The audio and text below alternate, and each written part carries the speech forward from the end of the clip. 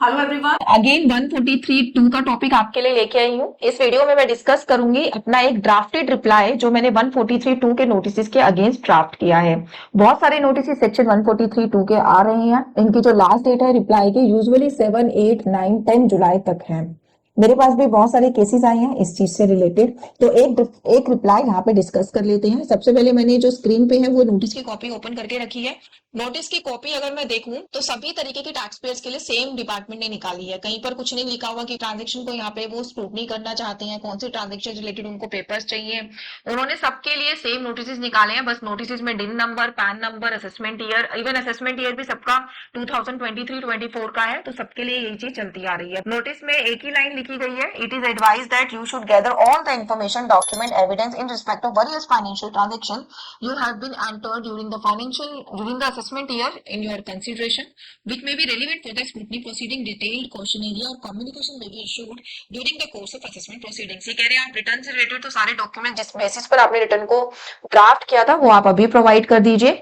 बाकी आपसे हम detailed question area future communication में शेयर करेंगे, उसके अकॉर्डिंग आपको अपने रिप्लाई देने होंगे। ये है मेरा रिप्लाई। सबसे पहले एक जनरल रिप्लाई डिस्कस कर लेती हूँ आपसे, जो आप सभी लोग यूज कर सकते हैं। अगर आप चाहते हैं कि आप फर्स्ट इंस्टांस में कोई भी इंफॉर्मेशन डिपार्टमेंट को नहीं देना चाहते, आप क्या करिए, अगर आप सैलरी क्लास हैं तो आप अपने बेसिक डॉक्यूमेंट दे दीजिए, जैसे कि फॉर्म 16 जिसके बेसिस पर आपने अपनी सैलरी को डाला है, आपकी डिडक्शंस जो आपने क्लेम करी थी उनके प्रूफ्स, अगर आपकी कोई अदर इनकम है जो उसके इंटरेस्ट सर्टिफिकेट वगैरह, अगर आपने कोई इन्वेस्टमेंट करी हुई है तो आपके ब्रोकर्स की स्टेटमेंट, कैपिटल गेन वगैरह से रिलेटेड, तो वो आप फर्स्ट इंस्टांस में ये सब डॉक्यूमेंट दे सकते हैं डिपार्टमेंट को, उसमें कोई भी प्रॉब्लम नहीं है। बैंक स्टेटमेंट आप अभी के एरिया में मत दीजिए, बट हाँ आप अपनी बैंक स्टेटमेंट को चेक जरूर कर लीजिए कि कोई उसमें जो है ट्रांजेक्शन ऐसी ना हो जो कि प्रॉब्लमेटिक हो टैक्स पॉइंट ऑफ व्यू से। ठीक है, तो ये मैंने एक जनरल सा एक सबसे पहले रिप्लाई आपको दिखा देती हूँ। To the assessing officer, income tax department. Assessing officer आपका जो केस है नफैक में चल रहा है, फेसलेस असेसमेंट होगी, लेकिन जो भी आपका ऑफिसर असेस कर रहा है केस को तो वो आपके लिए असेसिंग ऑफिसर है। इनकम टैक्स डिपार्टमेंट, यहाँ पे आप डेट डाल देंगे जिस भी डेट में आप नोटिस को ड्राफ्ट कर रहे हैं। सब्जेक्ट में आपका आ जाएगा response in against of section 143(2), आपका असेसमेंट ईयर आ गया, जिस भी पर्सन का नोटिस है उसका पैन नंबर आ गया, दिन नंबर आपको मेंशन करना है, ये नोटिस पे आपको मिल जाएगा। असेसी का नाम क्या है वो आपको मेंशन करना है, देन आपका जो रिप्लाई है वो आपका स्टार्ट हो जाएगा।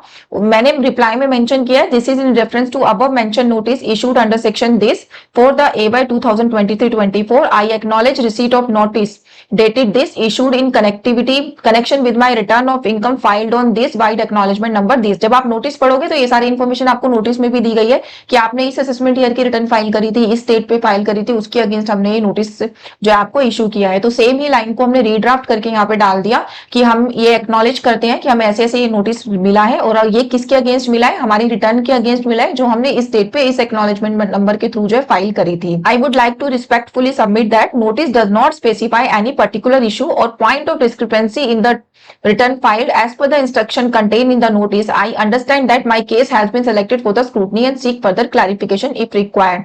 इसमें मैंने मेंशन कर दिया कि अभी तो आपने कोई पर्टिकुलर ट्रांजेक्शन या फिर कोई भी पर्टिकुलर जो एंट्री है यहाँ पे नहीं बताई है जिसके अगेंस्ट स्क्रूटनी असेसमेंट ओपन किया गया, बट आई अंडरस्टैंड आपने मेरी स्क्रूटनी जो है स्टार्ट करी है। Accordingly I am in the process of compiling all necessary document, evidence and financial record relevant to the financial year 2022-23 and I am ready to submit the same as and when specified query and question area is issued through e-processing portal।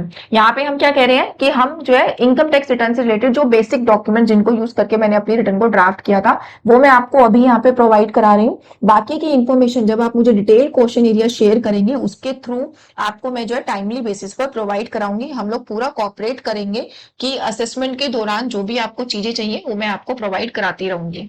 I request you kindly issue the detailed question area, indicate the specific information required so that I am respond promptly and appropriately within the time allowed।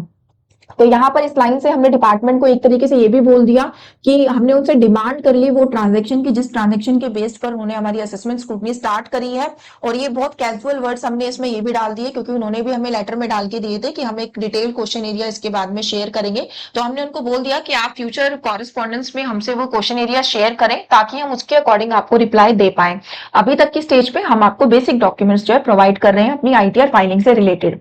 यहाँ पर last में आप अपना नाम और अपना pan number mention करेंगे, sign होना चाहिए। अगर आपका बिजनेस से रिलेटेड ये रिप्लाई है तो स्टैंप एंड साइन दोनों होना चाहिए।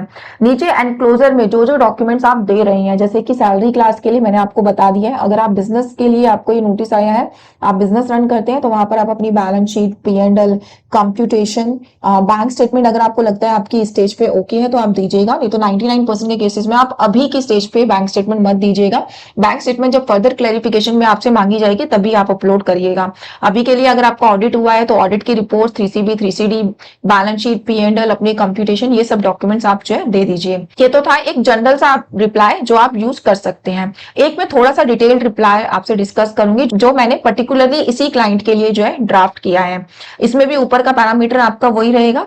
नीचे हमने जो है इस लेटर को ड्राफ्ट करते समय 2-3 बातों का ध्यान रखा है। नंबर 1, जो डिपार्टमेंट है, डिपार्टमेंट को नहीं पता कि आपका क्या बिजनेस है, क्या आपकी सोर्स ऑफ इनकम है। तो सबसे पहले मैंने लेटर में ये बताया कि मेरा नेचर ऑफ बिजनेस क्या है। बिजनेस क्लाइंट का ये नोटिस आया था, मैंने उनको बताया है कि मेरा जो नेचर ऑफ बिजनेस है, लेट्स सपोज मेरा ट्रेडिंग का बिजनेस है, तो मैंने नेचर ऑफ बिजनेस में मेंशन कर दिया कि हम लोग इतनी इस पर्टिकुलर प्रोडक्ट की जो है ट्रेडिंग करते हैं, या फिर अगर आप सैलरीड हैं तो आप उसमें मेंशन कर सकते हैं कि मैं इतने टाइम से गवर्नमेंट जॉब में हूँ या प्राइवेट जॉब में हूँ। तो आप अपना नेचर ऑफ बिजनेस या फिर nature of source of income आप जो है यहाँ पे बता सकते हैं, सो दैट थोड़ा सा होता है ना कि आप अपने रिप्लाई में कुछ तो दे रहे हैं। जैसे नीचे वाले रिप्लाई में अभी हमने कुछ नहीं दिया, यहाँ पे हम डिपार्टमेंट ने अगर हमसे इन्फॉर्मेशन मांगी है तो हम कुछ तो दें, और ये फ्यूचर में भी डिपार्टमेंट को पता लगना ही है। और इवन आपके रिटर्न से 90% तो उनको पता लगी रही है आपकी सोर्स ऑफ इनकम और आपका नेचर ऑफ बिजनेस, तो क्यों ना इस लेटर में भी दे दिया जाए। तो नेचर ऑफ बिजनेस मैंने अपने क्लाइंट का यहाँ पे मेंशन कर दिया। फिर उसके बाद मैंने डिपार्टमेंट को बताया कि मेरी सोर्स ऑफ इनकम क्या क्या है, मेरी बिजनेस से है इनकम, प्लस मेरी अदर सोर्स ऑफ इनकम है। अगर आपने कोई प्रॉपर्टी सेल करी है, आपको कोई कैपिटल गेन वैसे है, म्यूचुअल फंड सेल किया, शेयर सेल किया, आप शेयर्स में भी डील करते हैं, तो यहाँ पर आप अपनी सोर्स ऑफ इनकम जो है डिटेल में बता सकते हैं कि ये एरिया से मेरी इनकम है, जो कि मैंने अपनी ITR में शो करी थी।